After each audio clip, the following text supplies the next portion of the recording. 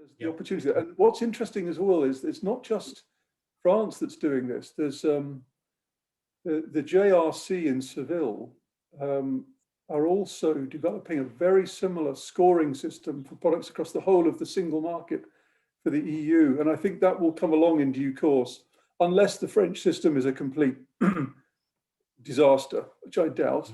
And it's, who is it? It's Christopher Spilatopoulos. He's the head of the unit at the JRC in Seville in Spain, who's working on this scoring system for the whole EU.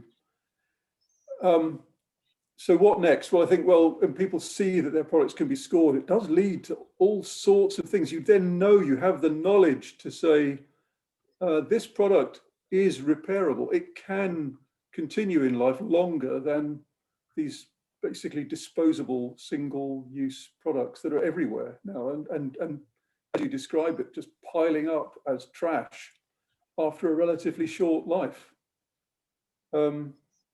So where does that lead us to? Well, I think that's just quickly. I think. Thank you. This is helpful.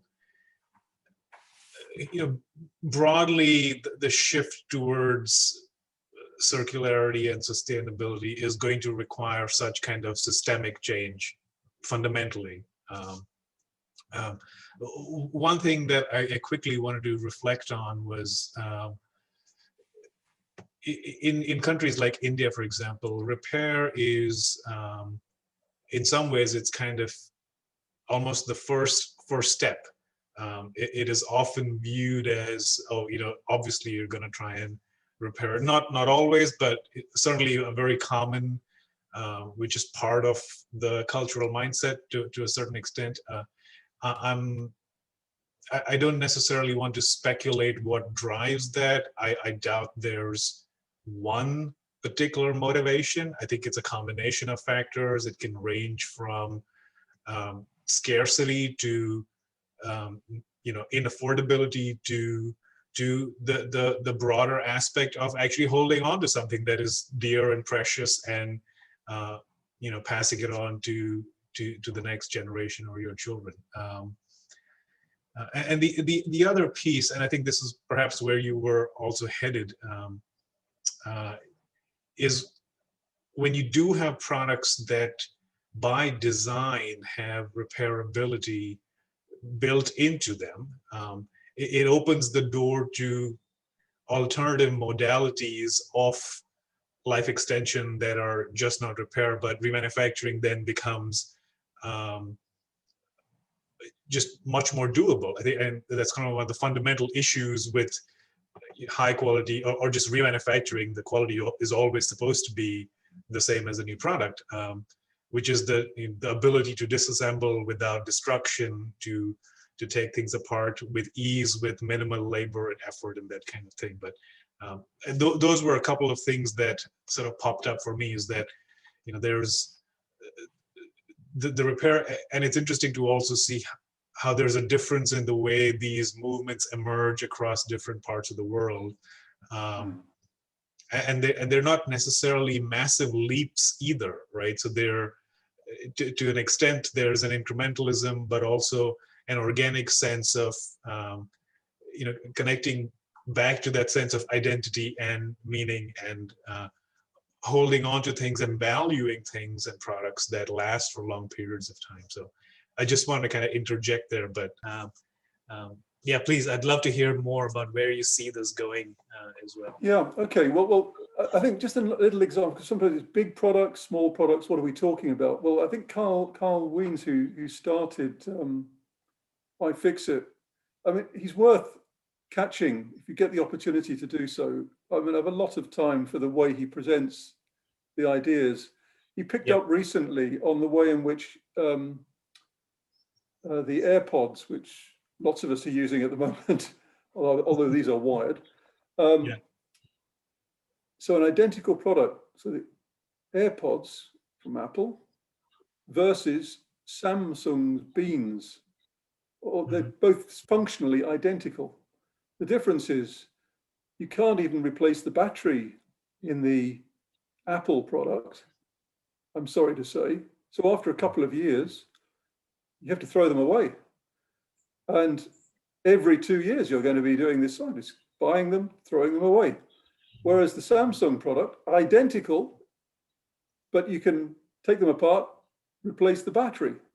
So some designer decided, same product, let me just make it a little bit differently. The cost difference, tiny, but one will be going on for years. The other just keeps on being churned and thrown away. Now, so you might think all Apple products are terrible and all Samsung products are brilliant. No, that's not true. There are some really good Apple products that score 9s and 10s, and some Samsung products which are terrible. So, so what do you discover when you've got products that are scored accurately by someone that you trust? Well, it means that you've then, if it's got an 8, 9, 10, and you know it's repairable, you've also got entrepreneurs who are going to say, that's interesting to me too, because I could do that at a much bigger scale. That product I want back because I know that I can put it back into, give it a second life again. And maybe I do that in cooperation with the OEM that made it, or maybe I'll do it independently, or we'll come to some kind of an arrangement where I'm contracted to do that and use some of their spare parts. But that opens up, that little bit of information opens up a whole new area of business that wasn't there before. And I'm hoping, you know, we'll wait and see, but I'm hoping that the availability of trusted scoring data per product will open up these new opportunities for those who believe in repair, and most importantly, those who want to buy a product that is not just as good as new, but is better than new, because all the resources haven't had to be mined to make another one. And this new fetish that we seem to have collectively will be replaced by pride in the fact that you've got something that isn't brand new. In fact, it's better than new, and that excites me. I think that we might open up those possibilities, all because of this right to repair movement. Think picking at something which, as you've said, maybe is really something fundamental there about what we value as humans, or are trying to value as humans. Let's hope so. And if it's more remanufacturing, obviously I'm happy. I'd be delighted to see more industrial scale remanufacturing, more repairable consumer products, as well as the industrial products where it already happens. Does that make, is that credible, do you think, Rajiv? Yeah, I think so. I'm glad you kind of talked about it from the perspective of when you give a product a second or third life cycle or life, you're essentially eliminating the preceding steps, which would have been part of the life cycle had you built it up from virgin materials, which is the raw material extraction and all the impacts that come from it.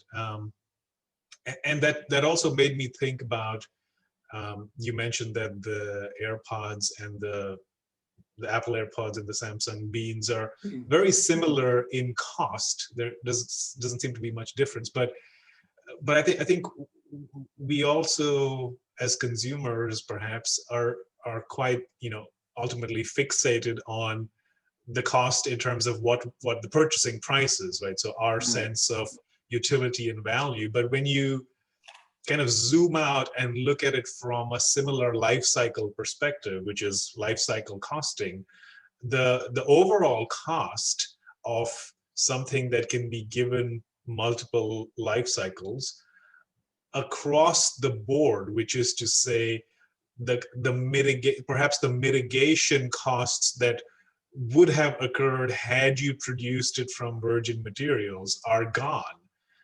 And so we don't think about the impact beyond the cost impact in particular. We don't think about it beyond the point of purchase, but you're essentially, that's just kind of a drop in the totality of what it costs to society for producing something that ultimately ends up as waste, which requires a massive infrastructure and the embedded labor, embedded energy, all of that essentially just ends up potentially in a landfill or getting burnt off, as opposed to being given a fair shake at providing the same utility over and over again. I think, if you want to slice it and look at it purely from a financial perspective, that this is sometimes, or maybe often, overlooked, is what's the life cycle implication of product A versus product B from a total cost accounting perspective, which accounts for all the unintended consequences, which are in sustainability speak are called negative externalities, which is essentially what you didn't think would happen, didn't know would happen, but happened anyway. What happened wasn't good, and now somebody's got to pay to fix that, right? So I think this is, to me, it sort of broadly also ties into, coming back to the sense of, our shared humanity or values. I think the other piece that this speaks to, for me at least, is a sense of stewardship, that we're stewards of the resources that we have, and not just users and exploiters. And nobody really wants to be that. I think if you were to ask the question, a sense of guardianship and stewardship somehow feels much more resonant and true, as opposed to, it's just stuff and I don't care about it. And yeah, some people probably do think that way, and that's okay. But I think it's okay in that you can't enforce that or force that thinking onto somebody else. But also, I think when we peel back the layers and look at it, like you mentioned at the beginning, from the perspective of the finality of human life in particular, that certainly emerges quite strongly, as I don't want to make a mess while I'm here. I certainly don't want to. We're doing it because of the way things are set up right now, and that's not putting blame elsewhere. Some things are systemic and require systemic solutions, and often we don't know that we're part of that causal chain.